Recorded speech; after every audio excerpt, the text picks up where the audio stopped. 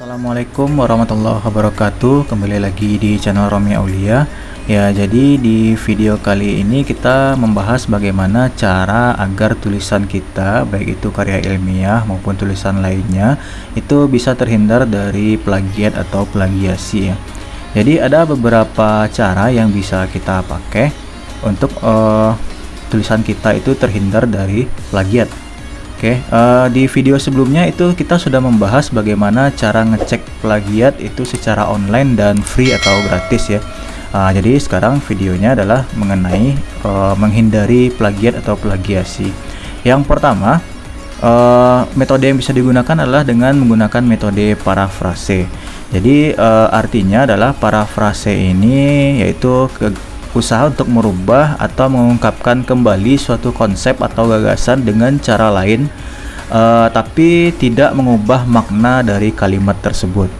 Jadi biasanya ini dipakai oleh penulis untuk memberi penekanan yang agak berlainan dari si penulis aslinya. Jadi itu metode pertama yang bisa digunakan untuk terhindar dari plagiat atau plagiasi.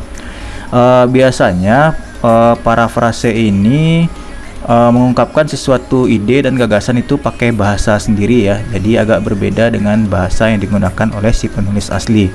Jadi cara ini legal dan sah dalam meminjam ide atau gagasan yang ditulis oleh orang lain. Itu cara pertama. Terus cara kedua yang biasanya umum digunakan adalah merubah kalimat aktif menjadi kalimat pasif. Ya, seperti yang sudah kita pelajari di mata pelajaran atau mata kuliah bahasa Indonesia, yaitu bagaimana cara merubah suatu kalimat yang sifatnya aktif menjadi kalimat pasif. Ya, contohnya kalimat aktif itu seperti kambing memakan rumput, yaitu kalimat aktif.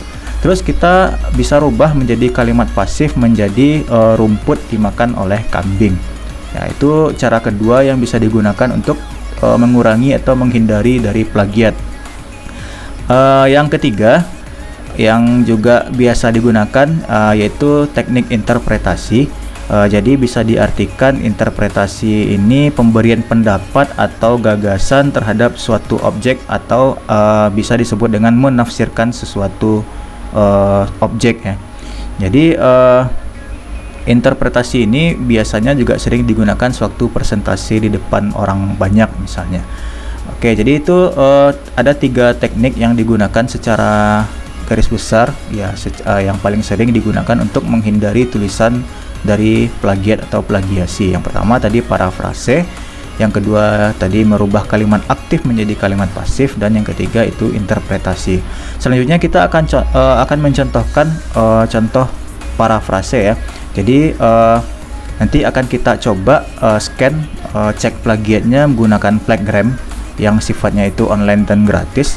Ya, nanti bagian yang terkena atau terintegrasi plagiatnya nanti akan kita coba parafrase, dan jika ada kalimat aktif nanti kita akan coba rubah menjadi kalimat pasif. Oke, selanjutnya kita akan contohkan bagaimana contoh dari parafrase atau nanti merubah suatu kalimat aktif menjadi kalimat pasif. Oke, ini dia file kita dalam bentuk Word yang sudah kita scan atau cek plagiatnya menggunakan plagiagram.com. Bagaimana cara penggunaan sudah ada di video sebelumnya, nanti kami sertakan linknya di bagian kanan atas. Oke, jadi teman-teman tinggal lihat saja bagaimana cara penggunaan plagiagram.com. Oke, contohnya ini bab 1 yang sudah dicek plagiatnya. Ya, di sini terindikasi plagiatnya itu sekitar 39%. Ditandai dengan yang bagian yang berwarna merah. Untuk melihat sumber dari plagiatnya, kita bisa klik di bagian tulisan yang berwarna merah.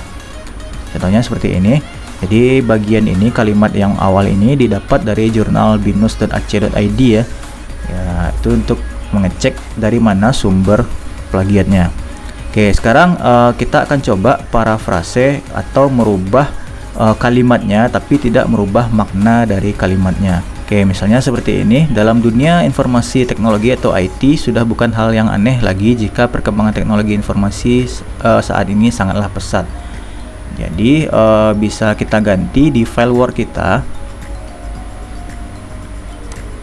Ya, jadi kita akan coba ganti. Oke, kita ganti agar tidak terindikasi plagiat nanti ya. Terus misalnya kalimat kedua ini juga kita ganti. Di kalimat keduanya, perkembangan tersebut menyebabkan persaingan di dunia bisnis menjadi semakin ketat. Jadi bisa kita ganti, yang penting tidak merubah dari makna. Itu yang dimaksud dengan parafrase. Jadi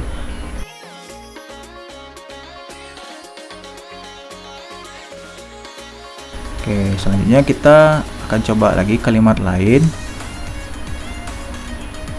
Nah, misalnya ini kita akan coba merubah kalimat ini menjadi kalimat yang pasif ya.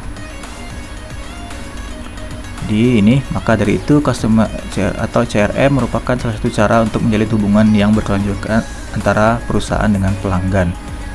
Jadi bisa kita rubah seperti misalnya seperti ini.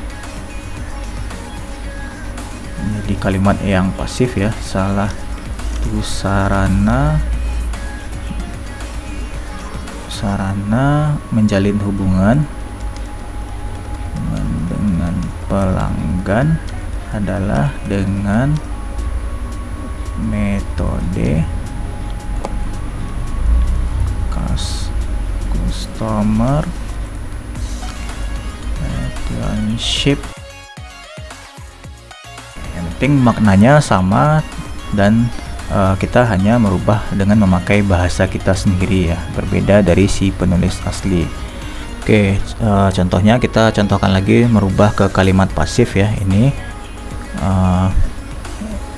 saat ini banyak perusahaan yang memanfaatkan CRM untuk menjalin hubungan dengan pelanggan. Ini bisa kita ganti, CRM banyak dimanfaatkan perusahaan untuk menjalin hubungan dengan pelanggan. Jadi CRM banyak dimanfaatkan ya, ini kan memanfaatkan, jadi kita ganti dimanfaatkan perusahaan untuk menjalin hubungan dengan pelanggan. Itu contoh perubahan dari kalimat aktif ke kalimat pasif. Oke, mungkin sekian saja video singkatnya. Untuk video selanjutnya ya kita akan coba membahas bagaimana cara parafrase itu dengan teknik online dan otomatis, jadi tidak diketik manual seperti ini. Semoga videonya bermanfaat. Jangan lupa kritik dan sarannya, like, komen, dan subscribe. Assalamualaikum warahmatullahi wabarakatuh.